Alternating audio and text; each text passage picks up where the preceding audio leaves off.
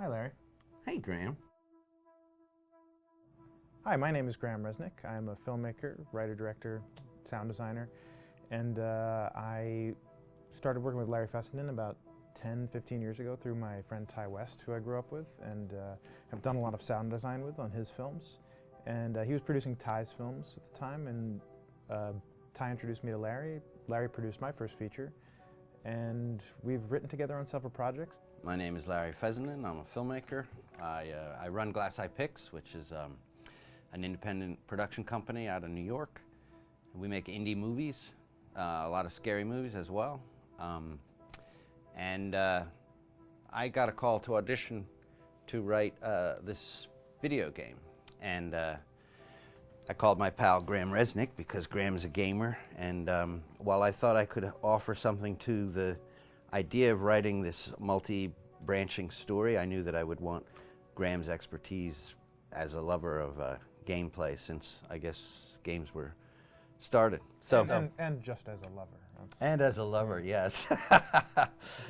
Which As is why there's so many sex jokes in the game. There was one Italian website that did say the Larry that's Fessenden right. and Graham Resnick, the two lovers behind Until Dawn.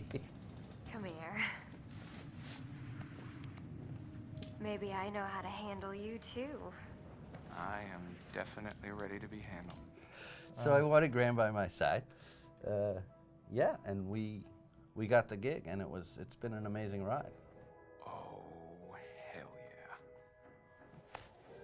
yeah. Oh my god, she's taking her shirt off. What? Oh my god. Matt, what are you doing here? Hannah. I'm sorry, Hannah.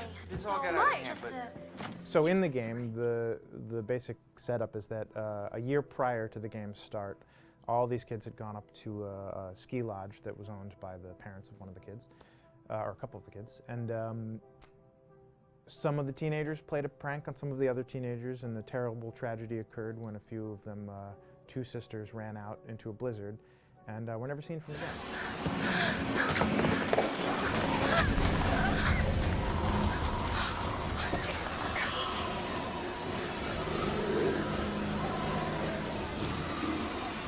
And so now, a year later, this is kind of torn apart, this group of friends. They've gone through some trials and tribulations in the past year. The brother of the two girls has had a lot of psychological issues, and to kind of help him cope and help them all get over it, they all returned to the lodge a year later, back up on the mountain. And the idea is to get over it, but The healing does not begin. yeah, and these kids are all trying to find themselves. They've been through a trauma, but in general, they're just teenagers trying to figure out who they are. So they're all kind of falling into the patterns, the stereotypes, the characters they see on TV and in the movies. I think we were very interested in taking genre tropes and kind of making them sort of refresh them.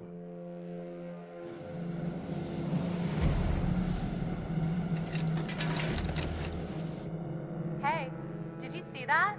Dad said it'd just be us this weekend. We're familiar with how slasher movies work. Most people have seen some horror movies, and we have established notions and preconceptions about the roles of the players in horror movies and how they talk and how they get killed and how they have sex. And to bring you into the game that way and then subvert a lot of those expectations was kind of our goal. They're haunted by some incident that happened in their past, which I think you pretty much figure out that that's going to have a role in their interaction. Yeah, so I think what was fun was we take some sort of stock characters and we try to give them some shape, but at least at the beginning they're recognizable in the way of groups of friends. There's, the jock and the bitchy girl and the rivalries between everyone. And oh my gosh. And really fun characters too. Like we just had so much fun living in the minds of these characters through writing the script. what do you think? Jesus! It was fun. I think we were looking to get that kind of banter that you Yeah. see both in movies, but also that you absolutely have with friends, and sort of those inside jokes. And of course, as writers and as friends ourselves, we sort of developed little tracks, and we try to give the characters that kind of vibe.